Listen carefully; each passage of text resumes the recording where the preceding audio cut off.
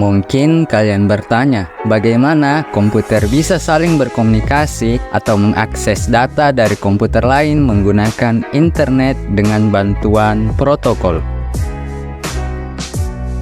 Kita kembali pada tahun 1968 di Departemen Pertahanan Amerika Serikat, di mana internet pertama kali ditemukan melalui proyek ARPA. Dan di saat itu, internet menggunakan protokol yang dinamakan dengan NCP, Network Control Protocol. Protokol NCP adalah protokol yang digunakan pada tahapan awal perkembangan jaringan komputer. Barulah pada tahun 1983 protokol NCP digantikan oleh protokol TCP/IP yang hingga saat ini digunakan sebagai protokol internet modern.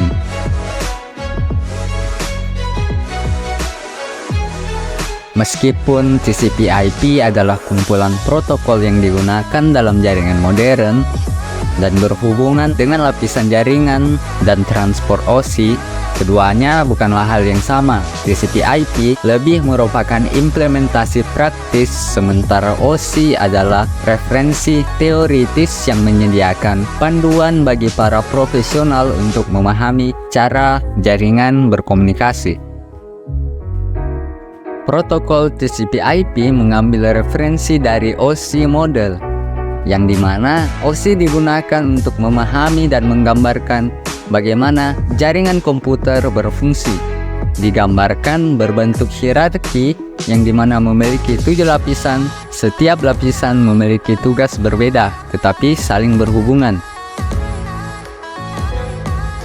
Disederhanakan menjadi 4 layer. TCP/IP adalah kumpulan protokol yang menjadi dasar internet dan banyak jaringan komputer modern. Ini adalah model yang digunakan untuk menghubungkan perangkat dan jaringan secara efisien melalui paket data.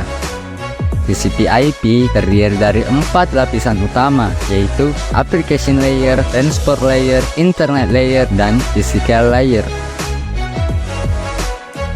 Jadi kali ini kami akan memperlihatkan bagaimana protokol TCP/IP menentukan cara data dipertukarkan melalui internet dengan menyediakan komunikasi ujung ke ujung yang mendefinisikan bagaimana data harus dipecah menjadi paket-paket, dialamatkan, ditransmisikan, diantarkan, dan diterima di tempat tujuan.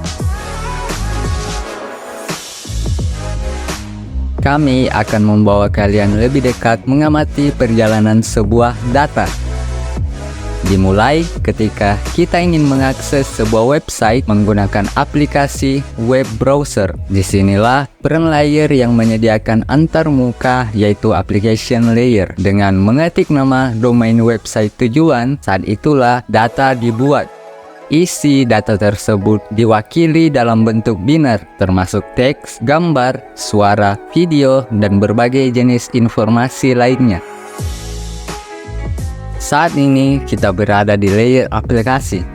Lapisan ini bertanggung jawab atas pengiriman data antar dua perangkat yang terhubung dalam jaringan. Data selanjutnya akan dibagi jadi bagian-bagian yang lebih kecil hingga membentuk segmen. Dan selanjutnya ditambahkan header berisi informasi seperti port pengirim, port penerima, nomor urut, tanda pengenal atau checksum. TCP memastikan bahwa data yang dikirim oleh suatu perangkat sampai dengan baik ke perangkat lain, dengan mengatur pengiriman ulang jika terjadi kesalahan dalam pengiriman paket. Sampailah kita pada internet layer. Tugas utama lapisan ini adalah untuk mengatur pengiriman paket data melalui jaringan yang terhubung.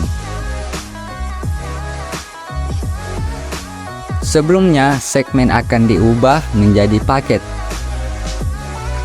Internet layer juga akan menentukan rute terbaik agar pengiriman cepat dan efisien. Serta di sini juga paket akan ditentukan IP address sebagai alamat pengirim dan IP destination sebagai alamat penerima. Lapisan terakhir adalah physical layer.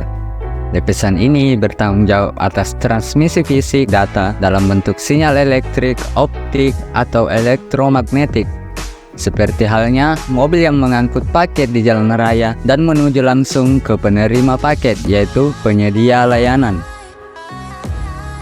Paket yang telah sampai pada penyedia layanan selanjutnya akan dikonfirmasi bahwa paket yang diterima sampai dengan selamat. Penyedia layanan akan merespon kembali dengan mengirim data permintaan klien. Proses akan terulang kembali dari layer bawah, yaitu physical layer, sampai ke application layer. Begitupun dengan paket data, yaitu dari paket ke segmen, segmen ke data. Begitulah kira-kira perjalanan yang ditempuh sebelum akhirnya kita dapat mengakses website tersebut. Sekian video kali ini, sampai ketemu di lain kesempatan. Keep learning and goodbye.